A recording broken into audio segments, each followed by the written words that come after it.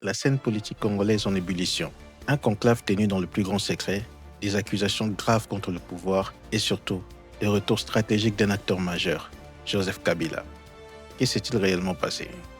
Du 6 au 8 avril 2026, le mouvement d'opposition Sauvons la RDC s'est réuni pour un deuxième conclave.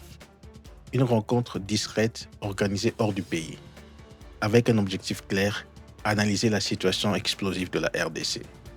Politique, sécurité, économie, sociale. Tout a été passé au peigne fin. Dans leur communiqué final, les membres du mouvement n'y vont pas par quatre chemins. Ils dénoncent une dérive qu'ils qualifient de dictatoriale. Répression politique brutale, musellement des opposants, violation des droits fondamentaux, mais ce n'est pas tout. Ils évoquent aussi des assassinats, des tentatives d'élimination et l'abandon des populations face aux violences dans l'est du pays.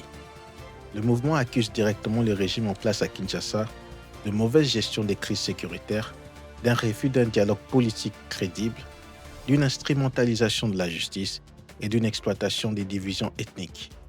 Selon eux, les initiatives de paix actuelles sont vouées à l'échec, car elles ignorent les causes profondes de la crise. Un autre point brûlant, les accords signés avec les États-Unis. Le mouvement rejette notamment l'idée d'accueillir des migrants expulsés et critique des décisions jugées opaques. Une position qui pourrait raviver les tensions politiques dans le pays. Souvent, la RDC met également en garde contre toute tentative de modification de la Constitution. Ils brandissent même l'article 64, un appel clair à la résistance contre ce qu'ils considèrent comme une dérive du pouvoir. Ce conclave marque surtout un signal fort. Malgré l'exil, Joseph Kabila reste au centre du jeu politique. Une réapparition qui alimente les spéculations.